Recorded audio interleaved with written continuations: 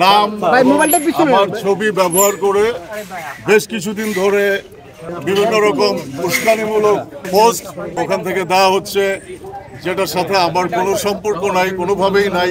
যারা আমাকে ভালো করে চেনে, যারা আমাকে আমার অ্যাক্টিভিটি সম্পর্কে, বিশেষ করে আমার লেখালেখি, আমার অ্যাক্টিং, আমার জীবনযাপনের ধরন সম্পর্কে যারা ডিটেলে জানে, তারা ছাড়া অধিকাংশই কনফিউজ হচ্ছে যে এটা আমার পেজ। আসলে আমার পেজ একটা পেজ, আমার অ্যাক্টিভিটি ওখানে আমি মাঝে মাঝে জানাই, সেটা আমার খাবার দাবার সংক্রান্ত, আমার কাজ সংক্রান্ত এবং আমার জীবনযাপন সংক্রান্ত এবং বিভিন্ন রকম লেখা, বিশেষ করে কবিতা আর কি, আমি মাঝে মাঝে ভিডিও করে দিই।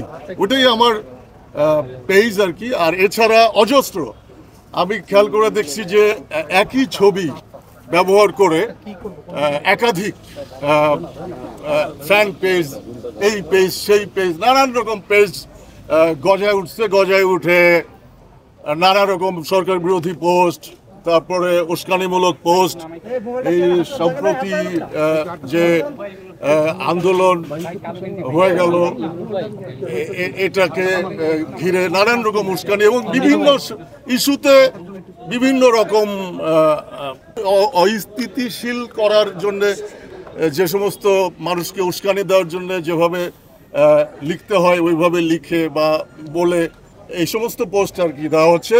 তো আমি আমার অ্যাভারেজে আমার যারা বলতেছে আমার দেশে, দেশের বাইরে বাংলা ভাষাভাষী যারা আমার ফ্যান ফলোয়াররা আছেন, তারা এই সমস্ত পোস্টে কনফিউজ হবেন না, কারণ এখানে আইন আছে, আইনের লোকজন সতর্ক, তারা খোঁজখবর নিছে, তারা জানে যে কোনটা কার আইডি, কোনটা কার পেজ, তারা জানে।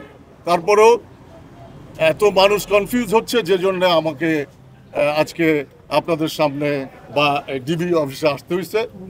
এই আর কি, ডিবি অফিসে আসছি হারুন সাহেবের সাথে কথা বলতে, যে যারা এসব করতেছে তাদের বিরুদ্ধে কিভাবে আইনি পদক্ষেপ নেওয়া যায় সে ব্যাপারে আমি কথা বলতে আসছি। এতদিন আসতে পারি নাই, কারণ এতদিন ছিল, নানা রকম শাটডাউন ছিল, তারপরে কারফিউ ছিল, নানা একটু অস্থিতিশীলতা ছিল এবং মুভ করা যাচ্ছিল না কোথাও, এই জন্য আসতে পারি নাই।